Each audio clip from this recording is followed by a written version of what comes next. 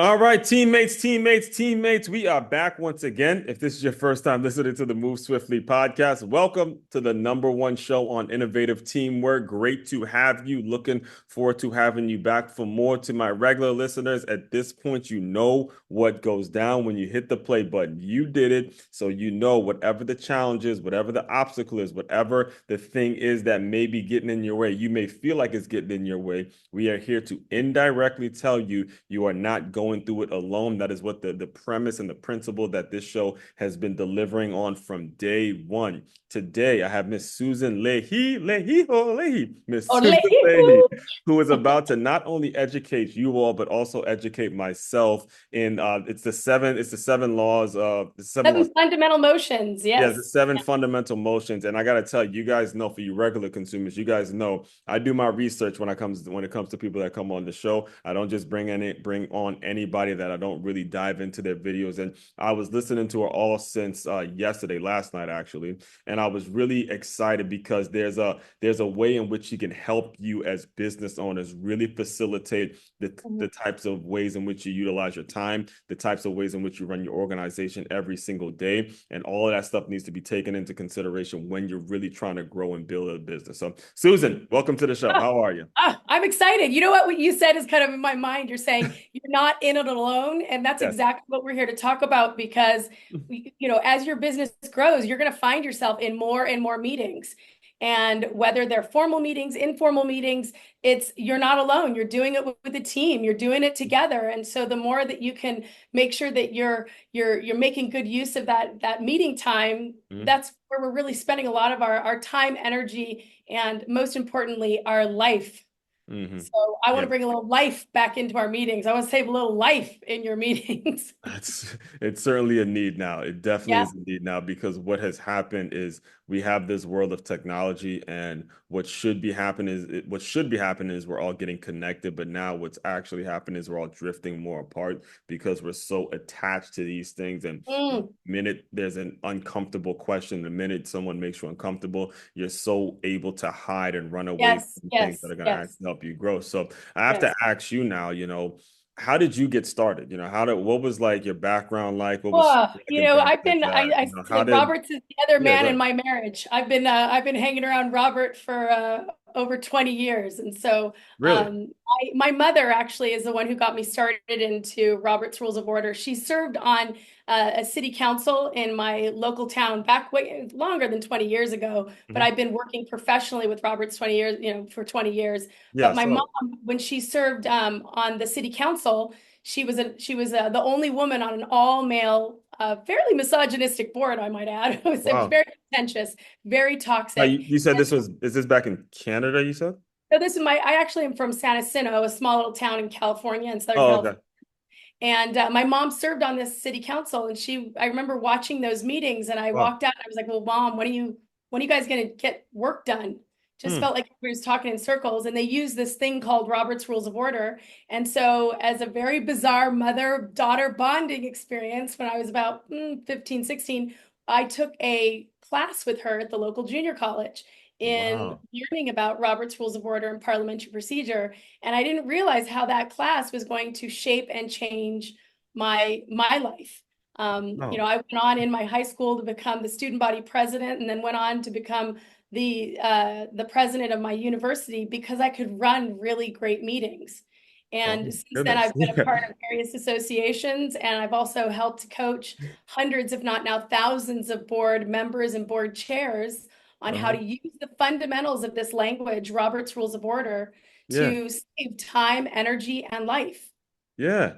Man, Yeah. yeah, I mean, you can't see it, but right now I'm actually getting goosebumps. We're not even, 3 months, but because I'm thinking to my 15-year-old self, and I'm thinking, I was in the football world. I was voted captain by my teammates, and I always refer to those years as really time because you're not doing anything with a agenda. You're a kid. You're not necessarily doing anything for money, and you're just attracted to what you're attracted to. And well, first of all, we got to give shout out to mom for actually having the presence of mind to expose you to this information, especially if she's sitting on a misogynistic board and she's obviously trying to raise a young woman herself. And she's like, look, there's something I got to do. The way I take action is I teach my daughter how to, establish herself. So let's kind of stay there for a little bit. You what exactly do you pick up when you read the book, or did it start to where there's a lecturer teaching you and then you Yeah, read the book? Like, how did that go? again, Robert's Rules of Order, and let me just say, is the parliamentary authority that boards use to run their meetings. So Yeah. not all meetings use Robert's Rules of Order. Hmm. Okay, but when you get into boards of directors, when you get into professional associations, that's when you're going to start seeing Robert's Rules of Order used. And so Roberts is a huge book. It's about Yeah. 700 plus pages long. Hmm. It's very confusing, and I like simplicity. Hmm. And I'll tell you, while I can read, I'm not a reader. That's not the way that I learn. That's not my learning style. And I also like to simplify things. And so I shot my first Robert's Rules of Order training video 20 years ago, and I entitled it Robert's Rules Made Simple. Hmm. Because the one thing that I know is that Robert's Rules of Order is one of those leadership and team building tools that's going to follow you throughout your career, even if you're not aware of it.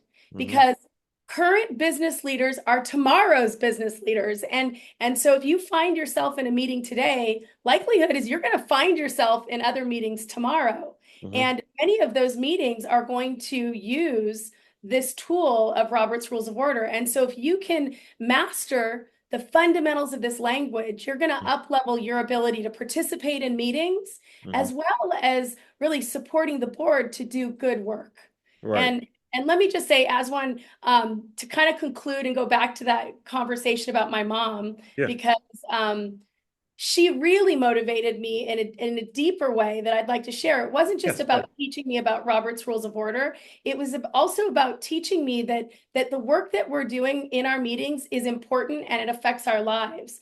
My Hmm. mom served on this board for 5 years and she struggled through it. She had to deal with personal attacks. There were some even put in the newspaper. It was really Hmm. awkward. It was difficult. And I'm not saying that that board gave my mother cancer, but it certainly didn't Oh, help.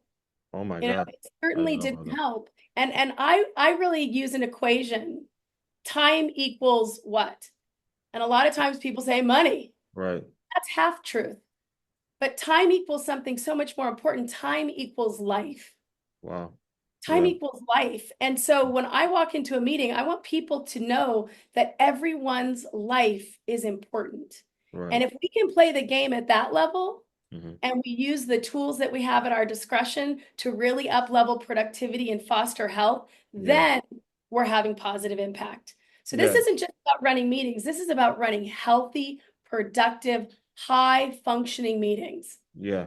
And well, first of all, thank you for being transparent enough to share that about your mom. And my grandmother passed away from breast cancer. I always walk around with this, and I have a definitely appreciation for anyone that's actually had to live through that. And also to your next point about meetings, it is important that we do look at it like time, life, and money, because money you can get back. Between time and life, you're not getting those back. And No, I can't tell you how annoyed and how much time I've actually wasted with certain people who have wasted my time in meetings, and they just have no grasp on this concept. And I've gotten to the point where I'm realizing you can't necessarily blame them because it's not taught in the school system at all. no, It's no. not taught anywhere. You have to actually go out and seek the information. So when you're talking about now, you leave high school, you go to school, and now it comes time for you to actually pick a career. What was that process like for you now that you have this information in your head with the book, and how were you able to leverage it and turn it into a business?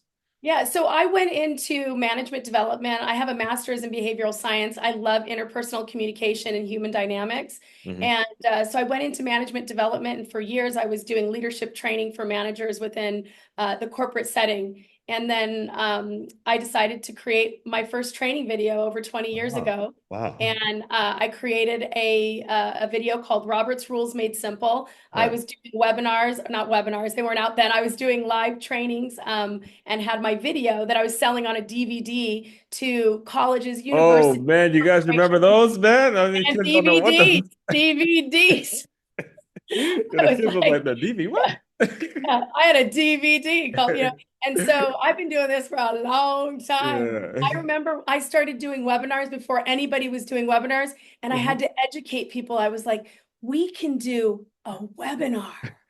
You can bring me in via computer. I was like, I feel like I've been, even though Roberts was published back in 1876, I Yeah. have been pretty leading edge with respects to teaching Right. this content over the years. And Right. so I started training, and I did one group and another group and another group. And I got to the point where I needed to quit my job. And Hmm. I've been training boards and board chairs uh, professionally ever since. Right. Um, I've now up-leveled my business, and I'm working with organizations who have multiple boards that they need to train. Hmm. And I offer a service of actually building larger portals so Hmm. that people all have one customized space that they can go and receive board training for their specific organization. Well, I'm glad you have been able to nail down your specific audience, which is something that I am always trying to teach people about Mm. whenever they're building a business. When you say boards, though,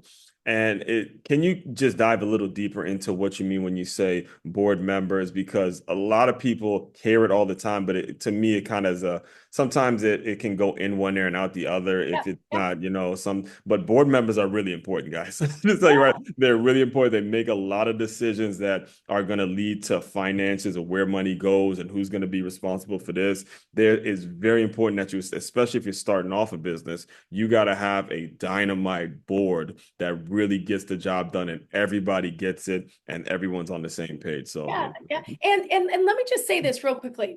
You may not use Robert's Rules of Order in your meetings, but if you're going to make any business decision, meaning you say yes to something or no to something, it's a mhm. vote. You have to determine what is your decision-making process. Hmm. And Robert's Rules of Order is the decision-making process that many boards have adopted to use in order to handle business decisions. Hmm. So Roberts is only a tool that's helping you facilitate your way through successfully. This is an agreed upon process of how we're going to make business decisions. When Mhm. you think about your meetings, I want you to think two things, and you can do this in formal meetings and informal meetings alike. I Mhm. want you to ask yourself the question when you're looking at each item that you're discussing, is it an information item? If it's an information item, it's of no consequence. I'm not saying that information is inconsequential. I'm saying it is of no consequence because you're not making an immediate decision. So quickly move through information items. All right, let's just inform you about this. I want to let you know what's going on. These are the key dates you need to know. Go, go, go, go, go, go, go. Right. And you don't want to get bogged down in the weeds of trying to debate an information item because there's nothing to debate. Yeah. It's just information. The other side is business. And when you start handling your business, you better know what your decision-making process is. Right. And many boards have adopted Roberts as their parliamentary authority. And Right. so Roberts Rules of Order is the business making, is the framework for how boards make their business decisions. And most people will hear that as they've heard that when people are like, all those in favor say aye. Is there a motion? Is there a second? Is there any discussion regarding the motion? It's that language that boards use to make their business decisions. Right. As you're talking, I'm actually thinking about there was maybe about 4 or 5 years ago. There was actually a previous guest. Shout out to Jerome. He started a football, actual American football league in Jamaica, Oh, and wow. yeah, he had a board meeting, and this was early on in the process. And one of the things that he didn't probably do the best of is figuring out what specific role each board member is going to Yes. have. I Yeah. remember being on a Yeah. call and, the guy, one of the people was on, was like, all right, so until you establish that, we might as well go and hop off this call because you got to establish, okay, this person is responsible for this amount of dollars. This person is responsible for getting 20K. This person is responsible Yep. for maybe getting the field. This person is responsible for so can you speak a little bit on, the successful boards or maybe the boards that have not been as successful and how you're able to coach them up and make sure that they really have it together so they can achieve the maximum thing. And by the way, on that point, a lot of these people are doing this, outside of their full-time job. So they gotta Yeah, spend there you time. go. Yeah, Hence they why gotta it should right. be simple. Hence Yeah. why it should be simple. Right. Hence why people don't need to become full-time parliamentarians Yeah. to understand what to do. This should be a tool that enhances communication, not serves as a stumbling block. And so Mm-hmm. the first thing that comes to my mind is that if you're putting together a board, you have to commit to create a learning environment in that board, meaning people are going to come in with various levels of experience. And Mm-hmm. so making sure that training becomes an integral part of how this board functions, because I find that a lot of times there's kind of a lot of ego in the boardroom for some reason. It's like we all act like we have to know what's going on, but nobody knows what's going on. And Yep. so It's we got probably to part of the check reason they were our asked to ego be a part of it because the personalities, the strong and the personalities. strong personality, and that's not a bad thing, but what we need to do is we need to invite that person to really focus the way they're participating so that it can support the health of the board. And so Yep. the first thing is this board is going to be making some business decisions on behalf of the organization, but this board has to be healthy. Mm-hmm. So we have to foster a healthy, productive meeting dynamic. And one of the ways to do that is to make sure that everyone understands how we're going to make business decisions. Mm-hmm. I've distilled it down into 7 fundamental motions. And Yes. so I walk everybody through, and you can do this in a variety of ways. You can have me come in via webinar and I Mm-hmm. do a training for everybody, or people are busy, go online, purchase a board license, and have everybody go through the online training so that at least at bare minimum, every one of your board members has reviewed the 7 fundamental motions. That when a business item is listed on the agenda, we all know that we start by making a main motion. Mm-hmm. More boards waste time by talking and talking and talking. And I'm sure you've heard this. Oh People yeah. are talking in a meeting, talking, talking, talking. And then somebody goes, should we make a motion? Have you ever heard that? Have you ever had that Yeah, situation? I've had quite Right? a few of those. I And mean, what Robert in the says is football that, world, and not to cut, but and we're going to get into some of the work that you're doing in the sports world as well. But in the football world, especially talking about ownership, like semi-pro ownership, yes, owner yes. of these leagues, it is hey guys, we gotta do something. I get we love the game and we're here because we want to help the game, but this is people's time being wasted Yeah, and this is their life your being life wasted. being wasted Yes. right there. Yeah. So. Yeah. And that's when, going back to that time equals life, Mhm. one of the questions I work with lots of board chairs, and I invite every board chair to ask the question at the end of the meeting, was this meeting a good use of our life? Ooh, that's a great question. That's And a if great the answer is no, you have a training opportunity, hence connecting it back into that commitment that our board is a space where Mhm. we're gonna be a learning environment. Right. Too many boards are stuck in what's called the circumstantial drift. I Hmm. mean, this is how we've always done it, and so we're just going to keep doing it this way. And even though we don't understand what we're doing, we're not going to question it. We're just going to because it feels like, oh, this is a box we need to check. I Yep. have to have board meetings now.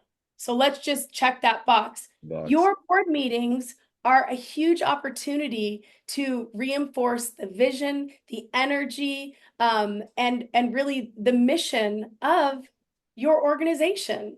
They're Exactly. your greatest team building activity.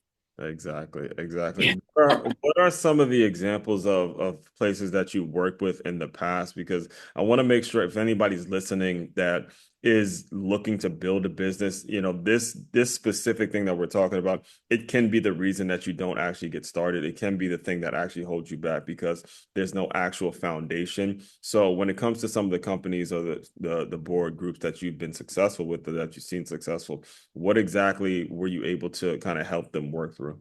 Well, I'm going to use a really extreme example. This isn't in the sports related field, but I was working with an organization that it was a very contentious board. And they were actually in the process of, because when you get into the higher level boards and you're a board member on that board, you are legally liable for how you're participating on that board and what you do. And this board was actually actively suing 2 of their seated board members. Hmm. And so imagine how contentious this training was that I walked into. So Yeah, I'm using in a the very middle of it extreme too, yeah, because then example. you walk in, Yeah, yeah. they already spent $500,000 on legal fees. Jeez. Okay, so there was a lot of anger in this board. Yeah. And so I'm using a very extreme example, Mhm. but going in and teaching them how to talk about building and fostering a healthy board dynamic Mhm. through being able to manage and deal with their business. It Mhm. opened up a conversation and a space where people could start putting down some of their ego. Yeah. There's a lot of ego in boardrooms. Right. And that ego is never going to serve the mission of whatever organization you're serving. And so there is a way that we have to invite people, not shame people, not guilt people. We got to invite people, because people with big egos, and I love people with big egos because I got one. Yeah. They work well when they're invited. Right.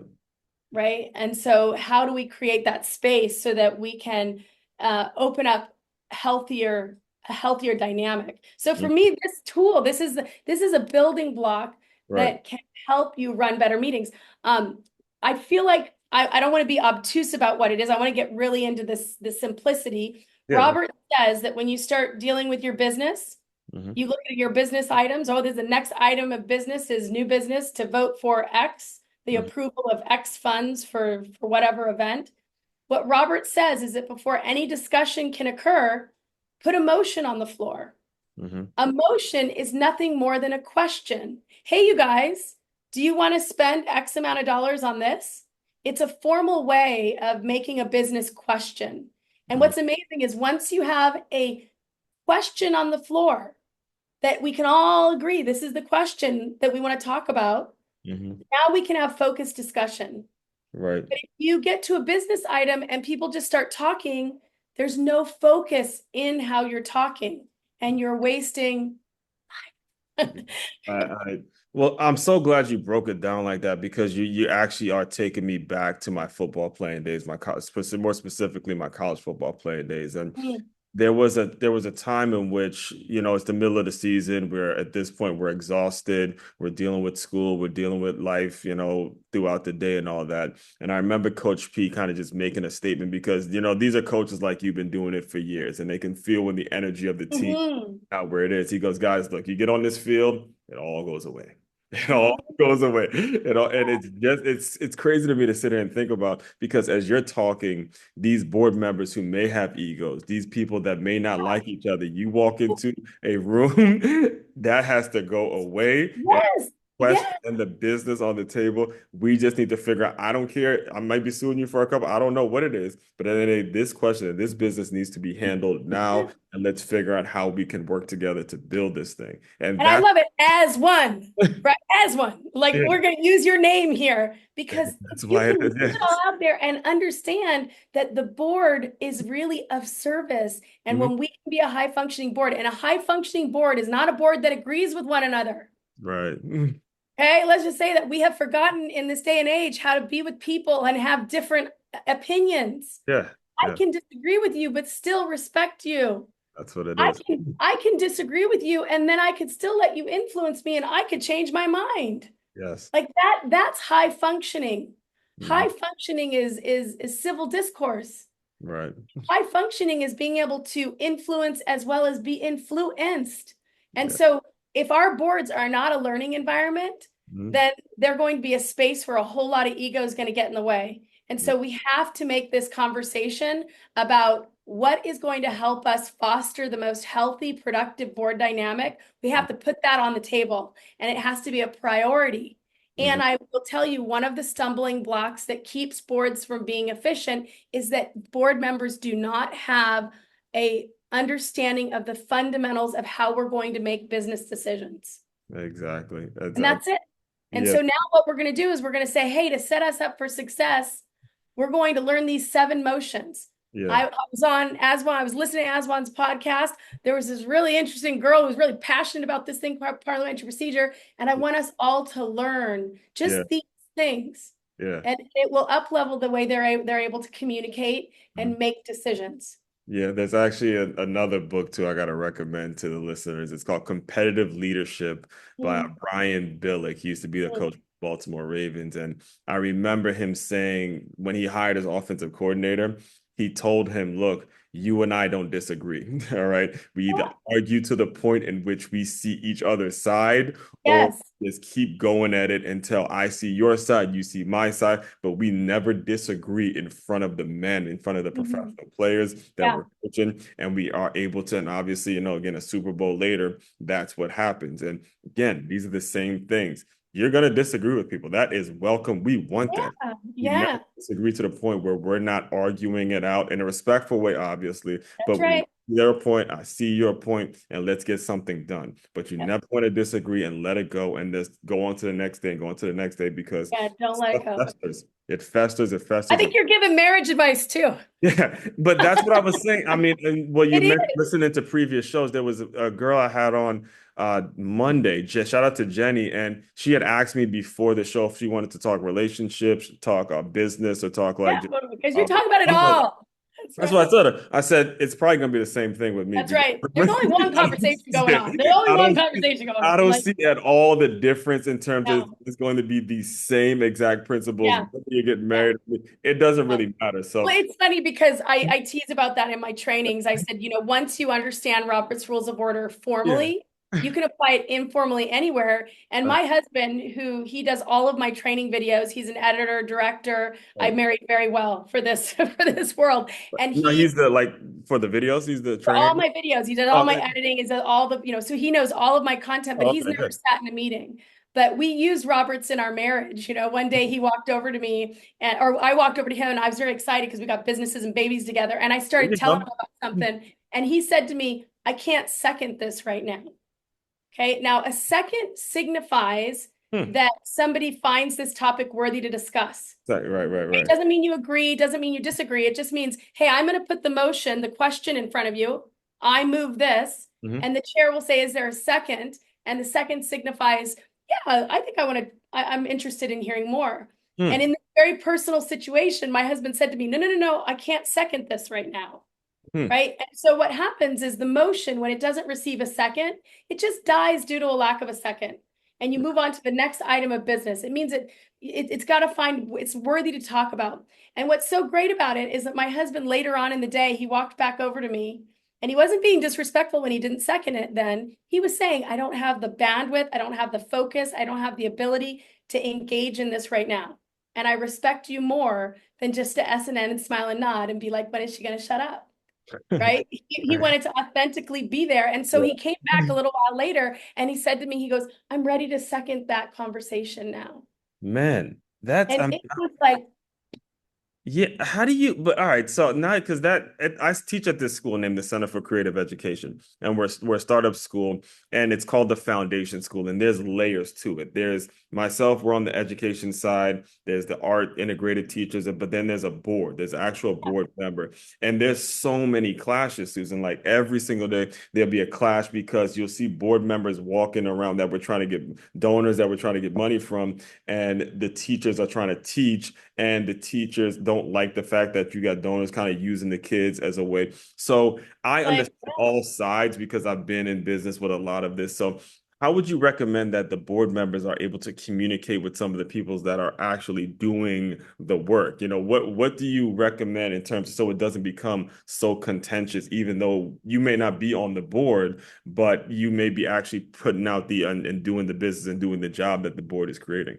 and what I would say is that if the board can, and I know I keep harping on this concept, but if the board can be a board where they are portraying and embodying the fact that they are a learning environment in and of themselves, Mm-hmm.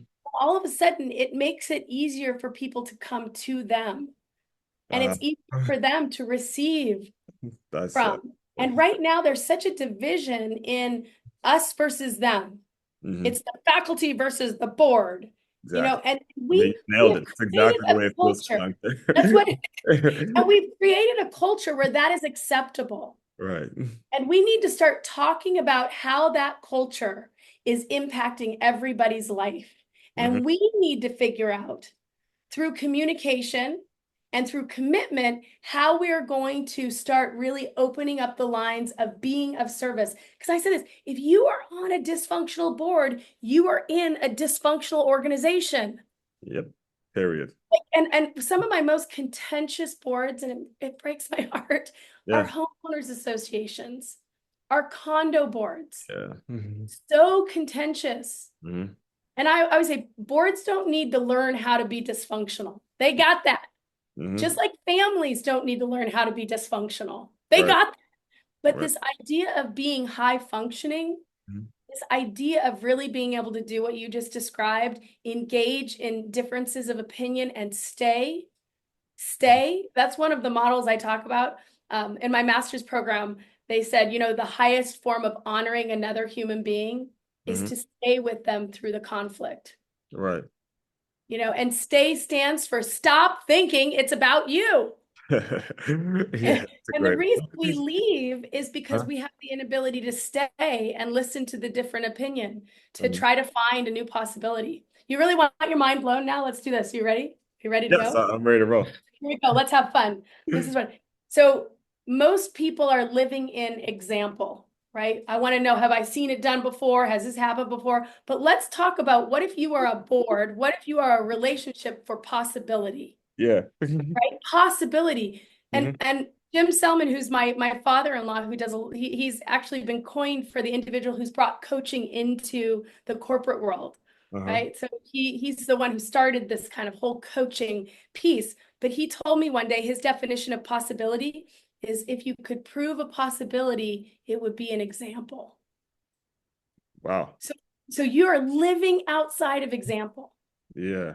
Whoa. Yeah, man, there's a lot, there's a whole lot there because we are actually, and we are actually recording this, by the way, during a huge election season. And don't worry, I'm not going to ask Yes. who you're voting for or anything like that. But one of the things that you just brought up was the fact that most people who are contentious are homeowners association. And it got me thinking about the fact that that's an industry that is just about so much money. Realtors or whatever they have their money, they have their own deals. Do you attribute the kind of the relationship with money and having built a cohesive board? How do you see that relationship kind of causing any conflicts when it comes to, building something solid and then being in a world where it's just about how much money something's going to be? Like here, we're in education, everybody wants to kind of see the kids reading on grade level. We want the teachers to be happy because obviously we're doing very important work with the kids and the Yeah. families. In Yeah. sports, it's like an entertainment thing.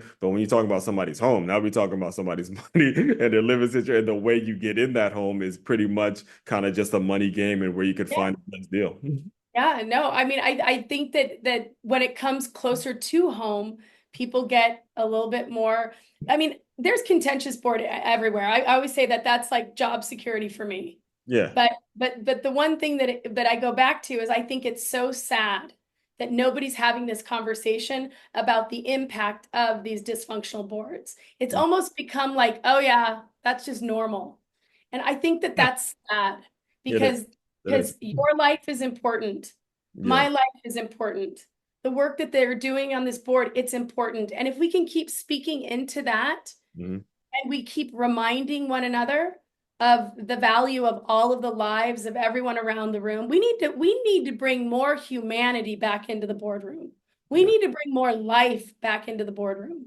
We Right. need to connect people deeper into that, and you can only do that when it's a learning environment. But board meetings, unfortunately, have created this space where sometimes I just said there's a lot of ego, there's a lot of circumstantial drift, and so we don't take time to have these conversations, and they don't have to take that much time. So I'll share with you one of the concepts that I use in order to talk to boards about. So I'm going to go in my brain. When I think of a meeting, there's two things that my brain are playing with. A really great meeting, you understand the process. And the process is Robert's Rules of Order. How are you going to make business decisions? Yes. Okay, the other side of that, the process is the people. How do you manage and acknowledge and take care of the people? So a great meeting does those two things. It balances the people and the process. And the Hmm. process is actually there for the people. Yes. And so I'm going to give you a high five real quickly. Let's give me an air high five. Whoosh, right? Yes, Here's a high I do five. have workshops. Okay. Aren't they fun? These high fives are fun. They're So great. what I have boards do is I have them reach out, give a high five, air high five, and then this is how you up level the health of your board. It's this simple. You ask everybody, what do you want to think or feel as a result of the time and energy and life you're spending in this room? I want 5 words, just 5 words. Yeah. So as I'm asking you that, what would you say would be up there for you? You want to think or feel what? Productive, needs to be Yep. productive, needs to be efficient, needs to be informative, uh, Okay. to be, well, say fun. There And you go.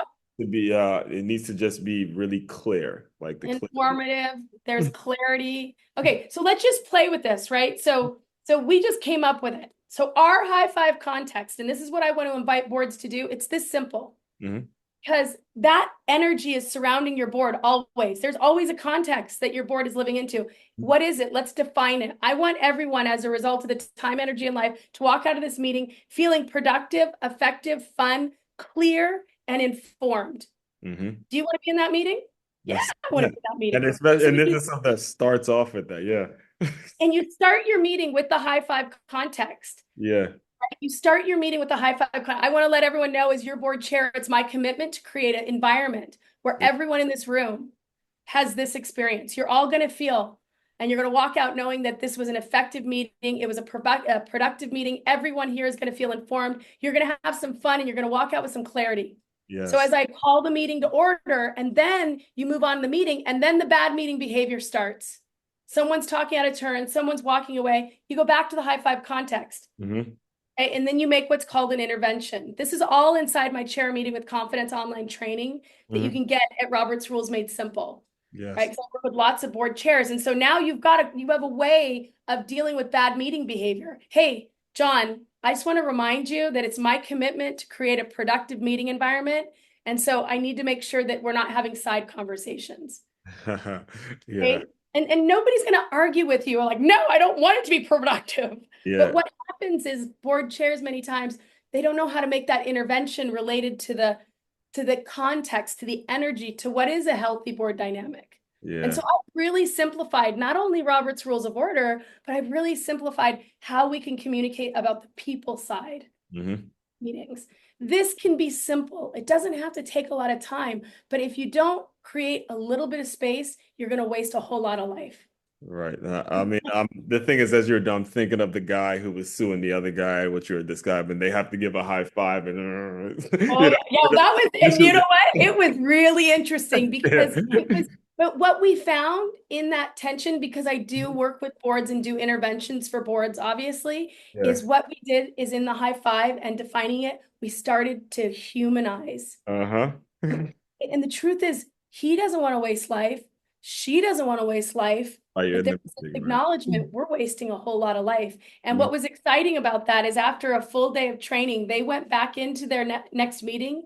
That board unanimously voted to drop the lawsuit. Yep. And it's right off jump. I mean, I think you nailed it with the perfect word, humanize them, where it Yes. something about it, and I've experienced this a lot, even when you're playing on a team, regardless of it, when you actually look at a person and what they go through, just a simple handshake, a high five, a smile, and just humanize the Yeah. person. Now you realize, look, it is not just me in this. I'm not the only one trying to get paid. Anybody, Yeah. you're not the only one Everybody. paying bills. And I don't even have to like you. I Yeah. don't even have to like you, but I can humanize you. Exactly, and that to me, I can acknowledge that you also are having a human experience. You hmm might be having a little bit of a different human experience. I don't agree with all your experiences, but I can still hold that level of respect, right? And so it's funny for me, what I find is that so many times Roberts is kind of a diagnosing problem. People reach out to me and they're like, my board needs Roberts Rules of Order training. And then it's like, and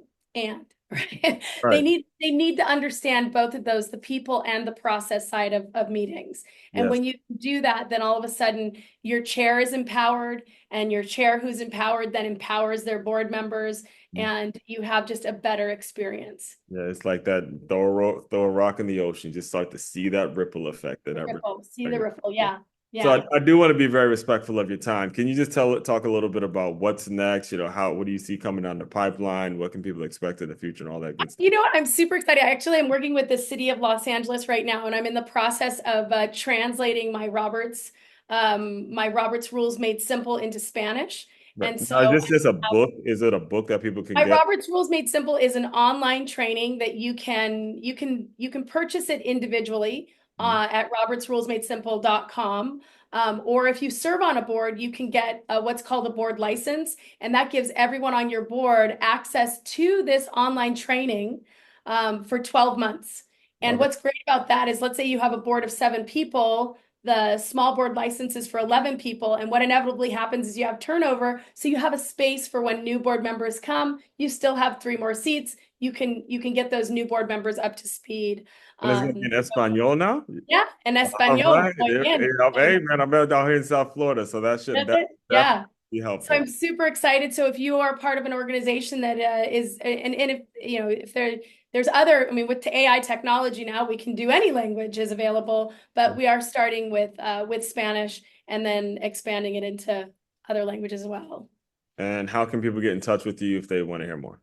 Okay, you can visit my YouTube channel if you're intrigued and you want to see some free content. You can find me at Robert's Rules Made Simple, Susan Leahy, Leahy. I'm there on my YouTube channel, or always reach out to me via my website, Roberts with an S, Rules with an S, Roberts Rules, madesimple.com. I'm available to come in and do webinar-based training, live training, coaching for board chairs. And like I said, I love working with organizations who need to train multiple boards. We've got some great training solutions that we're currently doing within the state of Montana. We're working with Lieutenant Governor's office. We're training 160 of Montana's boards. We work in a variety of associations. So would love to work with larger organizations as well.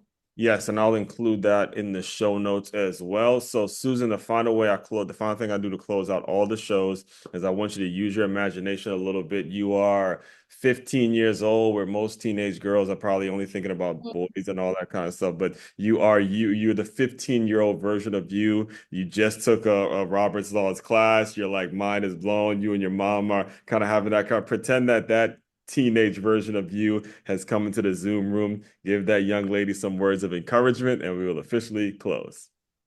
Oh, I would say, Susan, you are enough. Yes. I want you to let yourself play and have fun and put yourself in front. Mm-hmm. You need to put yourself in front. Yes, ma'am. And I have absolutely nothing to add to that. We could officially drop the mic with that. Fellow teammates, continue to move swiftly. We will talk more soon.